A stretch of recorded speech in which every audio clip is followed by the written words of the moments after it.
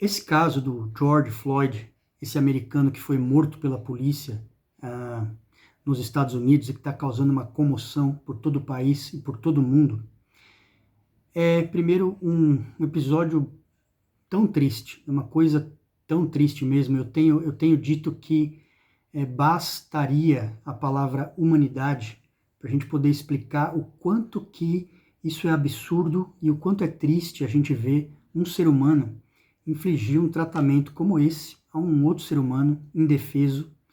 É uma coisa inexplicável, né? É de cortar o coração, realmente. No entanto, quando a gente fala sobre Estado, sobre uso da força, do monopólio da força, e quando a gente fala sobre racismo, racismo estrutural, a gente precisa dar um passo além para poder investigar o que está por trás dessa violência, né? E que se manifesta no corpo das pessoas de um jeito diferente, de um jeito discriminatório, né? Então eu queria propor para vocês o seguinte, né? Essa imagem aqui, que correu o mundo, é uma imagem extremamente simbólica, né? E que ela tem uma discursividade impressionante, né? Quando a gente vê o grau de subjugação que um homem, né? Um homem negro, a que ele está submetido, sob todo o peso, né, de um aparato de Estado, né? E aí você observa, né, toda a indumentária, a farda, enfim, tudo que representa a força do Estado sobre o indivíduo, e nesse caso, mais uma vez, né, sobre um indivíduo negro, né? E a pergunta que se faz é a seguinte, que eu faço, será que é fácil imaginar essa mesma cena com outro estereótipo? Né? Se a gente fazer aqui de uma forma bem caracterizada, vamos pensar num homem branco, talvez com terno, gravata.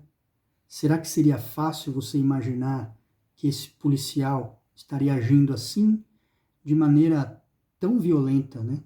Tão truculenta, contra um homem completamente indefeso e não contente de prendê-lo, né? Enfim,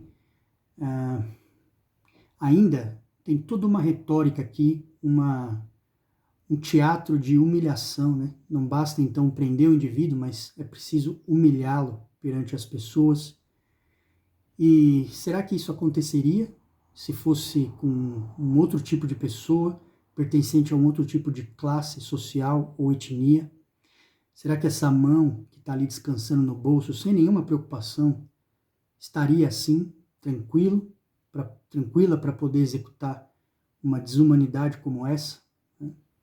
Então, e se é difícil imaginar essa cena, aí está o retrato, né, do racismo. E o retrato de como que o poder ele não chega na pele das pessoas do mesmo jeito. Então, mais do que falar sobre as instituições, né, porque não se faz direitos humanos sem uma política de segurança pública, então o problema não é a instituição da polícia, né, mas a política de seguranças públicas não pode ser mais importante do que os direitos humanos, nem pode violar direitos humanos. Então, quando a gente assiste a tudo isso, muito mais do que se entristecer por uma situação desumana como essa, a gente tem que pensar no seguinte, né? Qual é o tipo de violência simbólica que autoriza esse tipo de situação e naturaliza esse tipo de coisa? Porque, é claro, a gente não vai estar sendo nenhum maluco ao dizer que a justiça ela se manifesta de maneira diferente a determinadas classes de pessoas. Então, a forma como, por exemplo, o aparato do Estado chega até as favelas, até as pessoas negras, o grau de vigilância que é exercido sobre essas pessoas é muito diferente, né? É muito diferente do que para um homem branco, para alguém cujos símbolos, as indumentárias, remetem culturalmente a uma outra posição social, uma posição privilegiada economicamente. Então, é muito importante a gente refletir sobre isso para perceber o seguinte, que o direito, ele não está na norma, ele não está naquela abstração bonita que muitas vezes existe na normatividade, né? Na realidade, a força que o Estado exerce, ela se manifesta, e o direito, ele se manifesta de verdade, são nas relações concretas, né? Nas relações reais na sociedade. Tem alguns autores que trabalham isso muito bem, né? Por exemplo, o Pierre Bourdieu, que fala sobre essa violência simbólica, né? Então, o que seria a violência simbólica? É o tipo de espaço e relações na sociedade que é permeado por símbolos, por determinados dísticos, né, da cultura, que segregam as pessoas e que fazem com que determinados papéis, né, sejam exercidos em dominação em relação aos outros. Por exemplo, polícia, né? A polícia tem um papel social de poder, com toda uma simbologia. E, do outro lado, existe na sociedade toda uma cultura que vai imprimir na pele das pessoas, né? Na forma como elas se vestem, a discriminação da sociedade, de modo que a gente começa a pensar que é natural ver, por exemplo, um grau de abordagem violenta, mas isso é natural, é naturalizado quando é em relação a um certo tipo de pessoa, um certo tipo de estereótipo, né? A determinadas etnias, a determinadas classes e não a outras. Então, existe até uma espécie de concordância, né, em que aquele que é o oprimido, né, aquele que é o subjugado, e que sofre a violência, e o seu opressor, o seu algoz, ambos entendem aquela relação como se fosse uma coisa natural. E é por isso que esse olhar crítico sobre o direito e sobre o poder do Estado deve levar a uma reflexão e a uma guinada, né? E é isso que leva, obviamente, a essas revoltas que a gente tem assistido por aí. Então, é importante pensar por que isso acontece, porque aí a gente entende que existe uma coisa estrutural, que o racismo é uma coisa estrutural e que acaba se manifestando nas relações, né, físicas, acaba se manifestando nas redes de relações, nas redes de poder.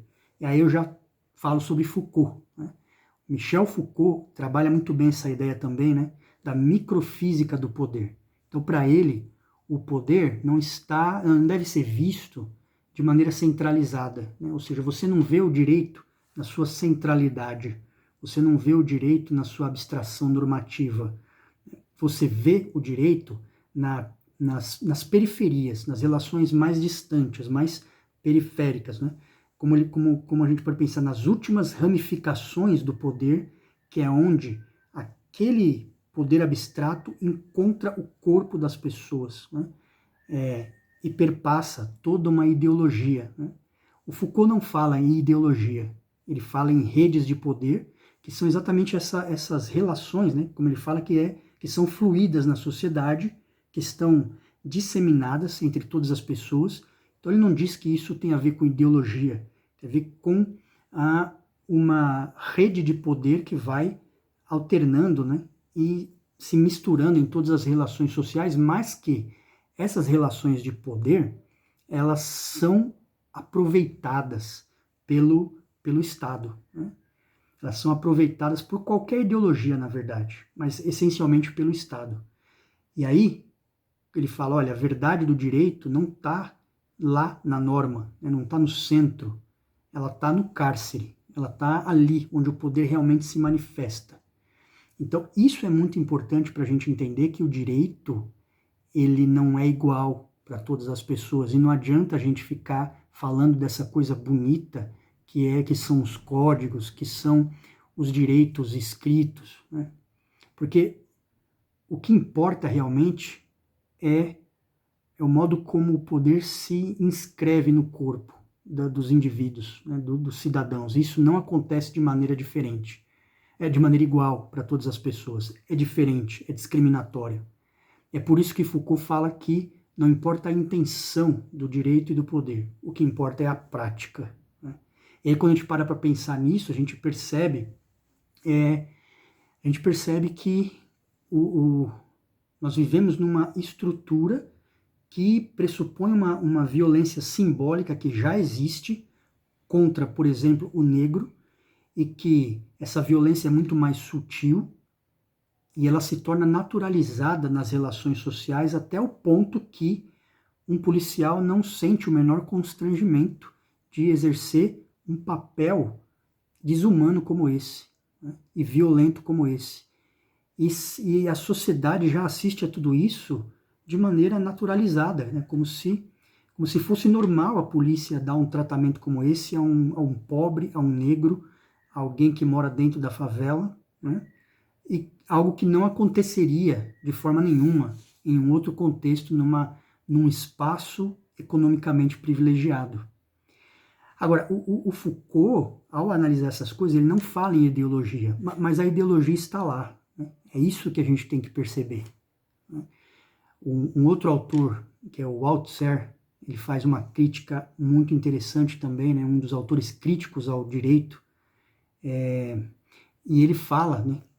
Ele fala sobre o aparelho ideológico do Estado. Então, diferentemente do Foucault, que faz uma análise de baixo para cima, né, o Althusser faz uma análise de cima para baixo, né, como se existe toda essa ideologia, né, que está dentro dos aparelhos do Estado e que se manifesta, portanto, e a gente pode fazer uma associação entre esses dois autores, né, ele vai perpassar, né, vai ser transmitido por meio dessas redes de poder e vai chegar até as pessoas de uma maneira assim, né, carregada de toda uma ideologia.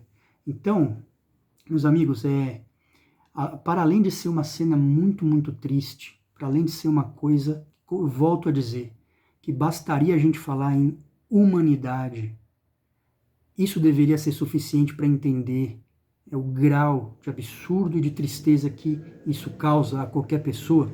Mas, para além disso, né, a gente tem que entender que isso não é uma questão meramente pontual. Ela é estrutural.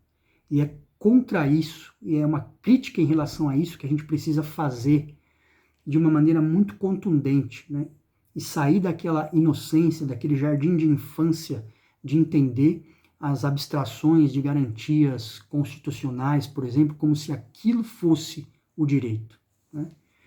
Entre aquilo que existe, entre aquilo que está escrito e aquilo que acontece na realidade, existe uma distância muito grande. E a nossa luta tem que ser para transformar a realidade, para transformar as relações concretas, né, para que aqueles ideais, né, que muitas vezes são desenhados de forma bonita nos códigos, na lei, aquilo possa ser uma verdade. E para isso, a gente sabe, tem um caminho longo, né, de luta, um caminho longo de transformação, porque a cultura, a ideologia, ela é muito forte, né? Ela não é uma coisa que a pessoa imagina, que a pessoa cria. A gente já nasce submetido a essa forma de pensar, a essa ideologia. E para a gente poder mudar isso, tem que ter um esforço consciente, que começa dentro de cada um de nós, mas tem que sair da gente para uma luta social, para que seja realmente inadmissível e todo mundo entenda que é inadmissível assistir uma cena como essa e que mesmo aqueles que detêm, ou principalmente aqueles que detêm a força do poder, do uso, o monopólio do uso da força, possam entender que é inaceitável que o Estado venha a agir sobre a pele, sobre o corpo das pessoas de uma forma violenta e injustificável. É isso, meus amigos. Deixe aqui o que você pensa desse assunto. Quero ouvir os seus comentários a respeito disso. E nos vemos nos próximos vídeos. Até mais. Tchau, tchau.